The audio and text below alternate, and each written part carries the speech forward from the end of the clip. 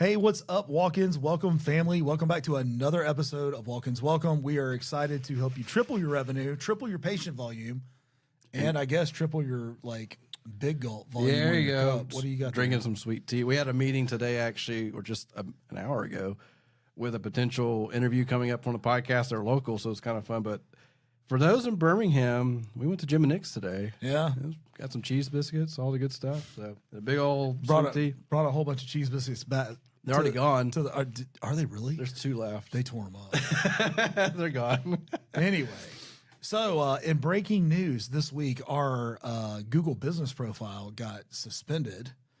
And I made a little video about it. It may have already come out by now. I don't know. It was a very quick one, but I wanted to go into a little bit more depth on this episode, not so much of the Google business profile being suspended, but understanding that you don't build your house on someone else's property.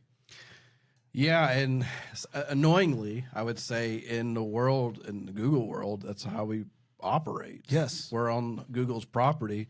I mean, it's kind of funny. I was thinking about this in general. Very, very, very few businesses out there have their own supply. Yeah. Like in first party data. Yeah, first party everything, right? So like for us, we play in other people's backyards where we're in Facebook's backyard, Google's backyard, all the social profiles we interact with, web host backyards. Like we play in a bunch of backyards and play nice. Right. Sometimes they kick us out and we got to ask to come back in.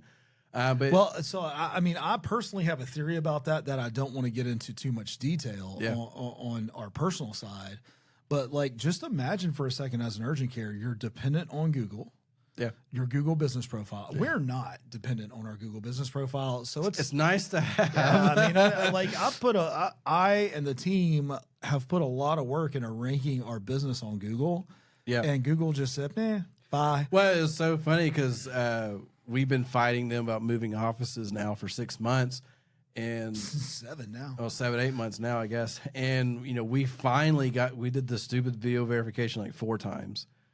I don't know why and finally I did it on my phone on Android, and I think it liked it. Honestly, I don't know. Can't tell now. Doesn't matter now. And then I went into my personal profile because I'm a elite contributor, and we did all the right things, and everything was approved. Everything's good. We were rocking and rolling. Right. 2 weeks ago. And finally, after months. Yeah. And then this week, ban. Just straight up. I don't even know what. Deceptive content. Deceptive practices or deceptive content or practices, which then you look into, there's nothing here. We're not selling marijuana. We're not.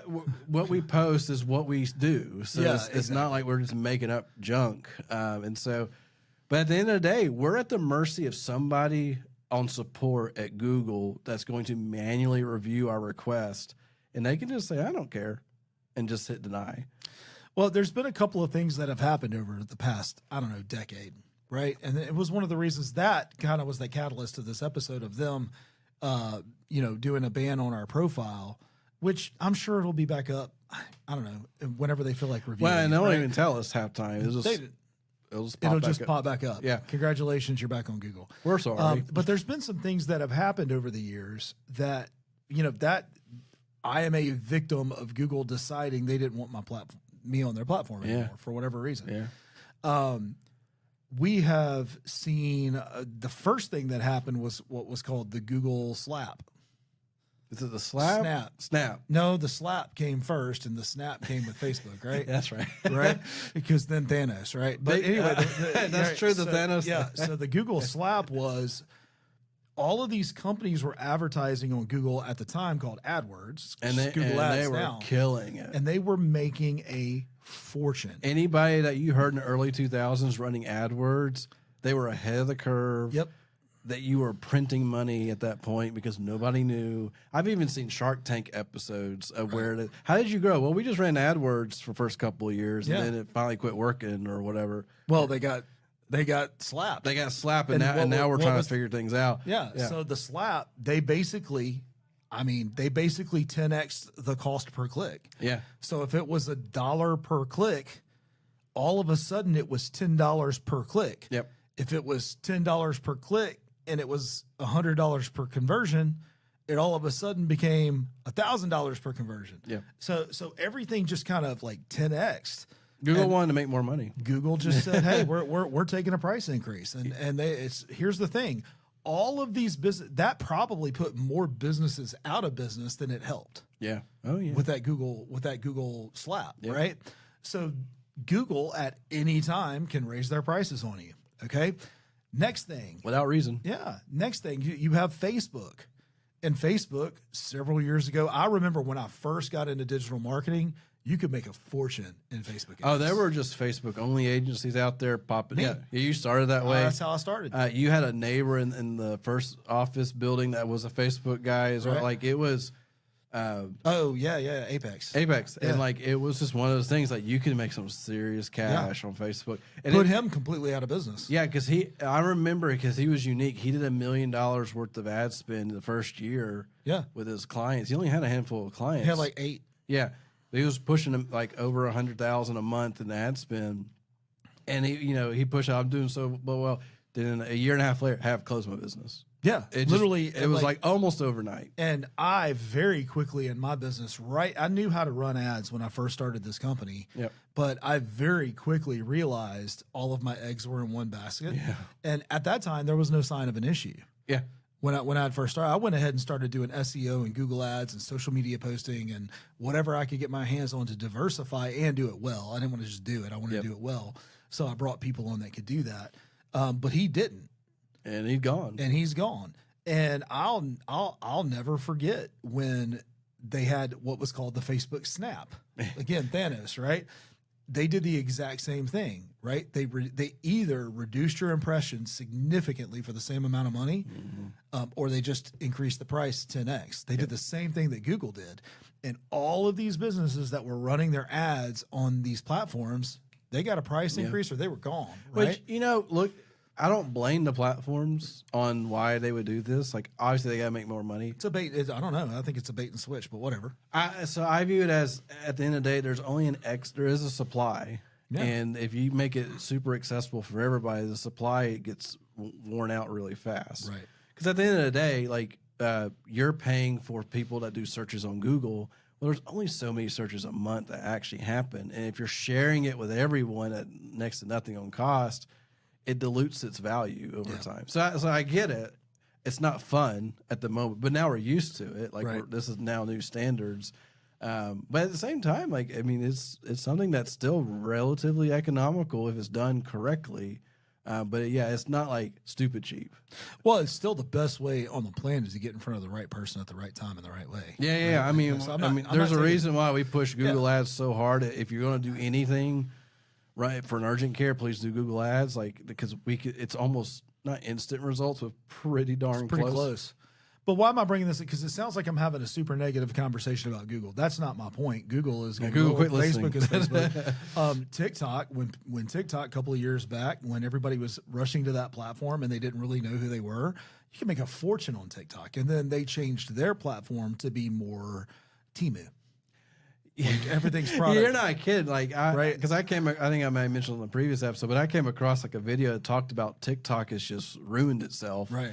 Where it's now some creator, pushing some random product on TikTok Shop.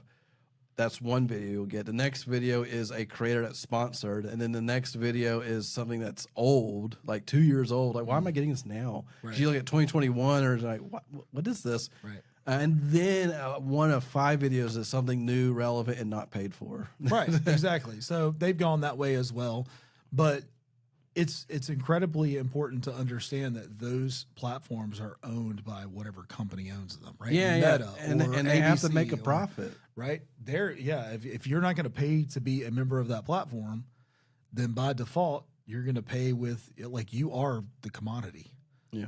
Right? I am the commodity. If I'm consuming content, then I am the commodity. I am being bought and sold. Yep. I am, right? You are, right?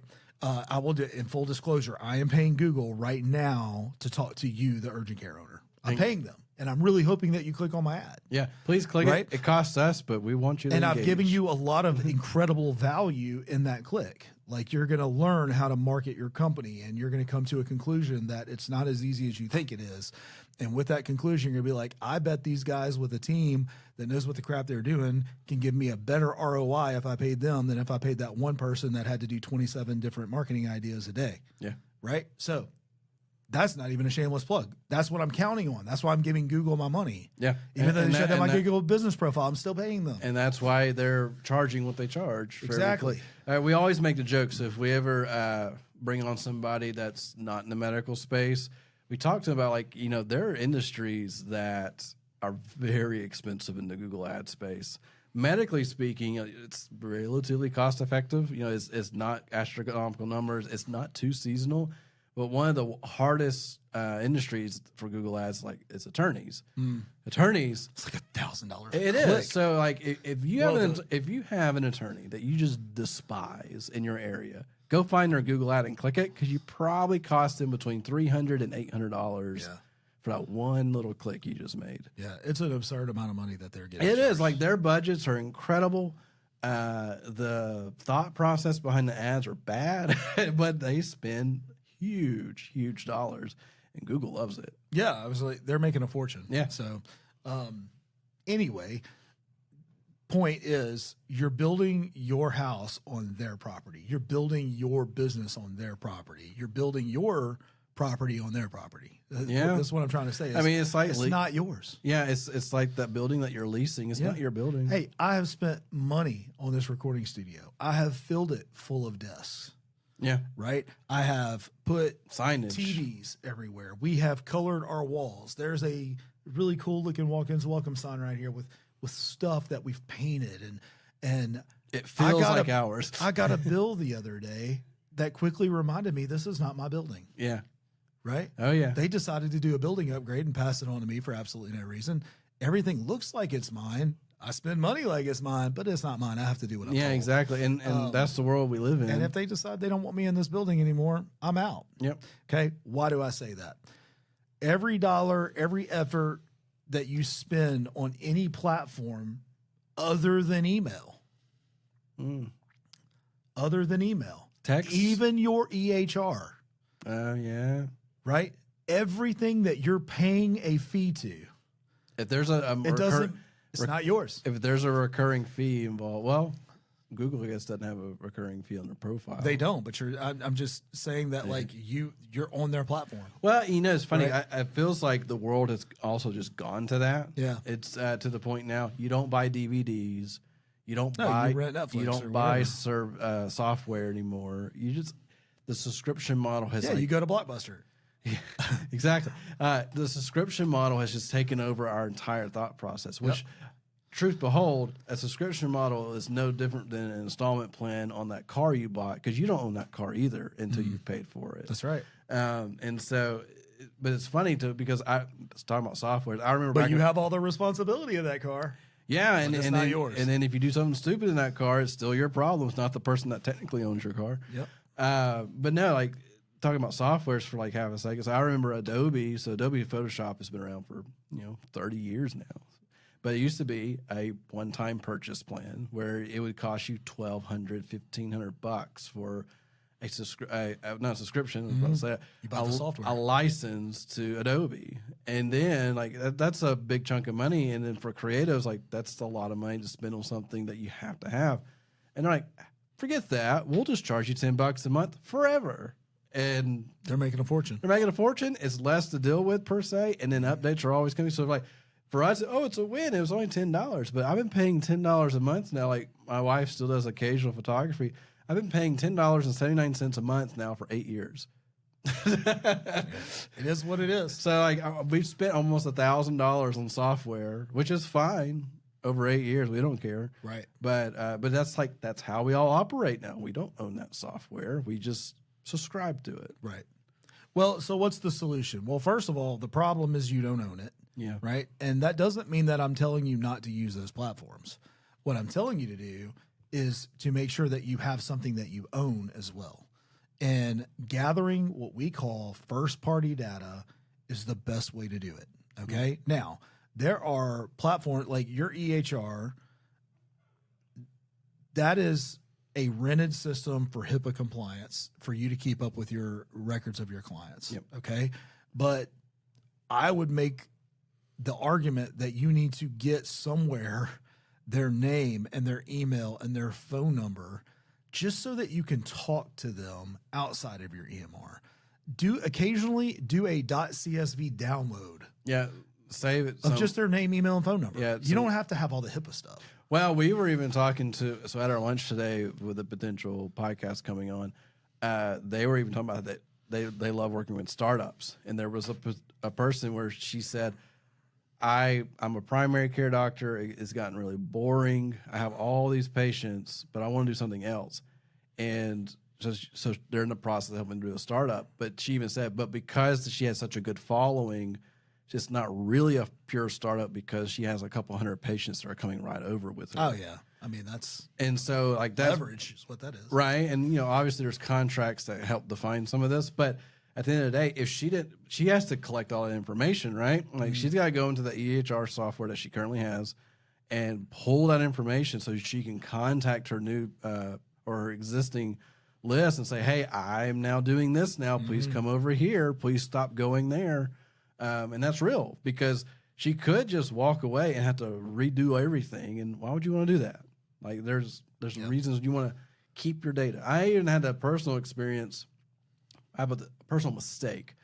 My previous company, I had saved every contact to my phone, which is an Android phone, via my business email, not my personal. So when I left, they deleted my email address, right? That deleted all my contacts out of my phone, basically. And all of a sudden, I would be getting texts and calls from people, where are you? Or what happened to you? And I don't know who you are. Right. I have no clue. I remember one time a guy called me, loved the guy, Mike Vest, super awesome dude. And he called me and he was just like, can you believe? I'm like, yeah. He's like, you know who you're talking to? Hey, Mike.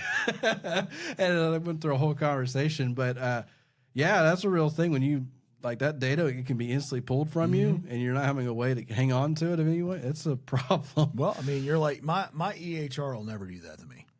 Oh yeah. Okay. Well, let's talk about that. Your credit card denies. No, it's not even that. I used to work, and I don't even mind.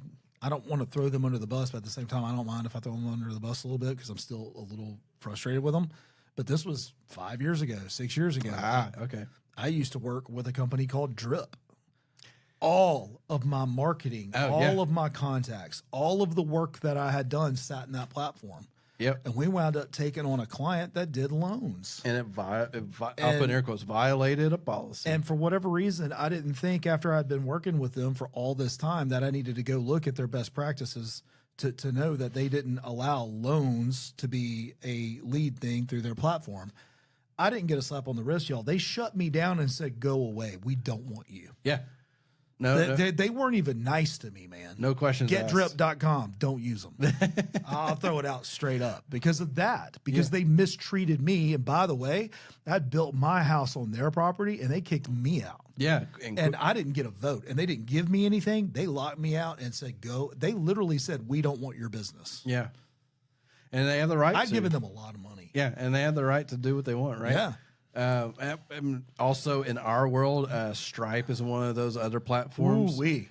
And so, and you as a medical practice, you probably have heard of Stripe too. It's a credit card processing essentially, but it's very online heavy, like almost exclusive online.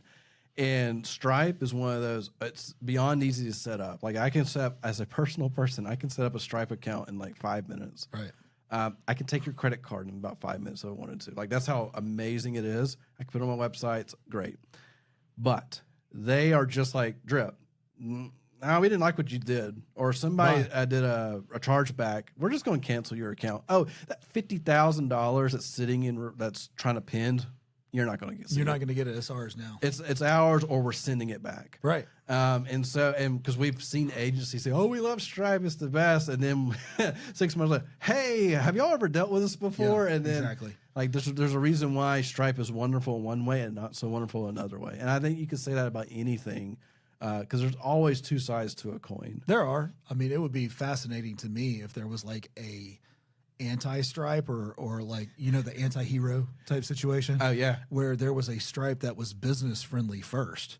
Yeah. Instead of consumer friendly first. Call it Dash. Dash is instead of Stripes. There you go. There you go. Anyway, that doesn't mean that I think businesses should be screwing over people. No. But here's one thing I learned by working at Costco. It's always my fault, no matter what. Oh, yeah. Right? So, like, that's not fair. The customer isn't always right. They're just not always right. Sometimes they're liars and thieves. Yeah. You know what I mean? Now, I'm very grateful that we have not run into the marketing space. No. Right? I don't think so. Let me ask you, urgent care owners, how many times have you gotten a negative review that was super unfair that you have no control over and you can't get that review off of your Google business listing? And you know it's that person's problem. Yeah. And you know they didn't pay their bill. And you know they came in belligerent. And you know that they're just not listening. Or you know they really just wanted you to give a prescription to something that would make them feel better that they didn't need. Yeah. Oh, yeah, that's a real thing. A painkiller. Yeah. Do you see what I'm saying? Because when I Is that friendly to business? Is that fair to business? Yeah, when I went into an urgent care for my back pain, they had me go through a bunch of questions before they would do it. Because they want to know if they were going to get sued first, probably. Because they're like, we're not just... If you're coming in for pain and you're asking for a steroid shot, we're going to resist you. Right. And I get it. Like, more power to you, because I'd resist me too if I'm going in asking specifically to help with my pain. Yeah, absolutely.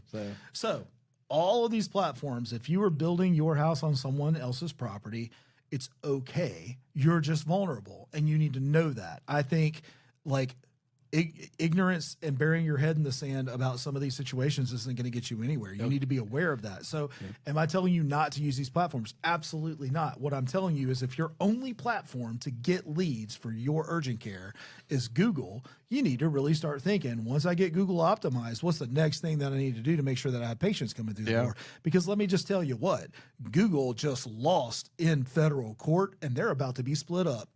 Oh, yeah? Yeah. I didn't even read They're that. in appeals, but they lost their antitrust, and they're considered now a monopoly. Oh, yeah, okay. And so, yes, they're in appeals, but they still lost. So what's going to happen? Yeah. I have no idea. Yeah. Well, it's weird because Google, it's so funny to me because Google is ultimately is a monopoly of search data. When you're 96% of the search volume, you're a monopoly. But I think the frustrating side of it, they didn't just do it maliciously. Like, I think just everyone else has kind of sucked at it. I don't disagree with that. Yahoo was not very good. Yahoo go to Google's homepage. There's nothing there other than I feel lucky, maybe. Yeah, I think that's what you have like the image button, just Google 5 buttons. Google a search bar, enter, and then I think it says I feel lucky. And then an about bottom at the bottom. Beautiful. Yeah, okay, like, that's their page. Bare bones. I remember, I don't even think it's a search engine anymore. I haven't been in years, but when I went to Yahoo, it was like a freaking newsroom. I couldn't even concentrate. Yeah, it was your homepage. Oh, God, it was the worst. Yeah, and MSN's bad about it. Bing still isn't great at it. Right. But it's so funny if you do a search on Yahoo, the search pages look identical. Actually, Yahoo and Bing, when you get to a search page, you're like, am I on Google? Like, they've done the right thing and copied what works. But anyway, going back to it. In these different platforms that you utilize, download a .csv file of your customer list. Make sure that you have a way to talk to the people who want to do business with you. Yeah. Get your first party data. First daddy. Make sure that you have access to your first party data so that if your EMR says, hey, listen, we don't like you anymore, you're out. Or the EMR software gets bought. Now they're changing models. Or Google goes through an antitrust lawsuit with the federal court and loses, and now they're in appeals, and we don't know what's going to happen. Yeah. Or Facebook loses all of its trust. Yeah, these things are real, and you have to take precautions in your own business so that if everything went away, you have your $2,000 to $5,000 or 2,000 to 5,000 person contact list that you can just send an email letting you know, hey, we're open. Yeah. Hey, we're here to serve you. Hey, we're here to take care of you. Hey, sports physicals are on a discount right now. Right. Hey, it's flu season. This is what we're offering right now. That's right. Opportunities just to communicate. Because, I mean, yes, you're in urgent care, so there's not like tons of really super cool, fun things happening in an urgent care.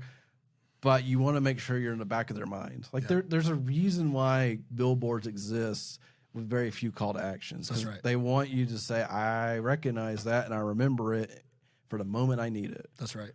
So like the same like you said with email and stuff, like that is pretty much your first party data, because you can take that list and go to any platform and email from it. That's right. You can just do it from your Outlook. Don't recommend that. You will blacklist your domain, but you can do it from anywhere, and then you can keep it. Like we have a first-party list of email addresses that we use to reach out to you guys. Like over the years, we've developed. We can buy lists too. Like when we work with UCA, they give us a list that we can use at one time. Like they're very specific about that. But I wish I knew how they track that too. But yeah, right. Yeah, exactly. But yeah, at the end of the day, like keep up with your list, because let's say your urgent care decides to change. Well, it's a whole lot easier to hit up 10,000 people that know who you are and say, "Here's the change," than brand new people that never heard of you before. That's right. So fun story, and then we'll wrap up. Yeah. We talked about Facebook Snap. Yeah. I remember when that happened. I want to say it was like maybe 3 years ago. The iOS at Snap. this point. Yeah, whatever that. No. This was Facebook. that's right. This Sorry. was Facebook. This was Facebook. Facebook had the other issue with iOS. but this isn't regarding the Snap, but it happened around the same time. The largest Facebook ad agency in the world That's right, is yeah. AdZombie. It was. But they probably still, I don't know what they're doing now, but I remember what happened is they banned their account. All of it. AdZombie was spending over $1 million a day on their platform. A day on their platform across all of their accounts that they were working with. And they just said, we're shutting down your business manager. They didn't give a reason. They wouldn't take a phone call with them. Nothing. Their algorithm shut them down. Yeah. But Well, that's not the point. Yeah. Go ahead. Well, I remember because Yeah. they would put out an update from the CEO. Yeah. Like, hey, this is what's happening now. This is what's happening now. And then it became, we're making a change. That CEO put out a video on YouTube blasting Facebook and saying, we are never going to put our clients in this position again, because they were an exclusive Facebook ads agency. Mm-hmm. And I'm just thinking, like, that's $365 million if you're doing $1 million a day, right? Like, over years, that's in the billions of dollars, Yeah. right? And Facebook didn't care. And they didn't even care. They didn't even care. They didn't issue an apology. It took them well over a month to get all the accounts restored, because you're talking about hundreds of accounts, right? Yep. But if they don't care about AdZombie, they don't care about you. No. Okay, and listen. Here we are. Our Google business profile is suspended still. It's been like that for almost a week. Yeah, I checked now. this morning. Still not up.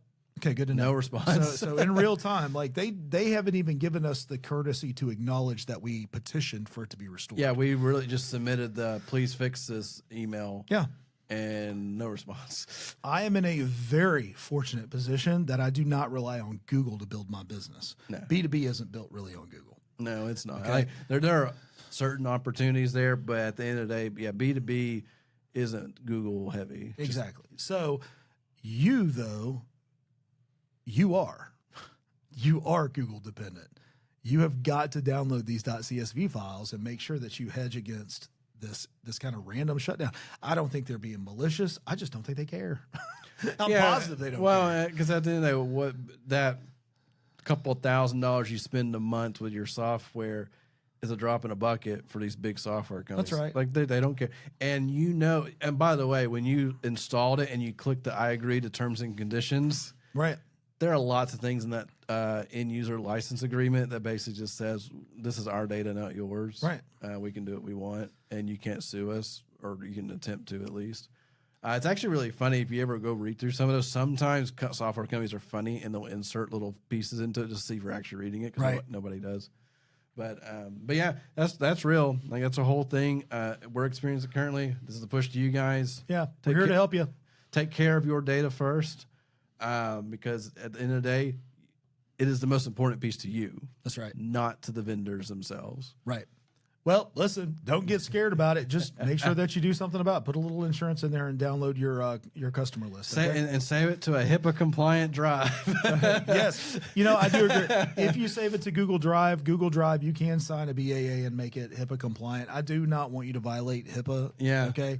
do that. But if you just download a name, email, and phone number, you're not going to violate HIPAA. It shows no ailments. It doesn't have any history. It is no different than somebody that bought an email list. That's right. So not a big deal if you download a CSV file and just get their name, email, and phone number. That's all you want anyway. Yep. All right. For the purposes of marketing and having conversations with them. Listen, we hope you have a great week. We need you to leave us a review, and we need you to hit that subscribe button. And you guys are hitting subscribe. And we appreciate it. So if you did it, thank you. If you haven't, what's wrong with you? And click the button. And if you listen to the very end of this episode right now, we love you. Y'all have a great week. We'll see you next time. See ya.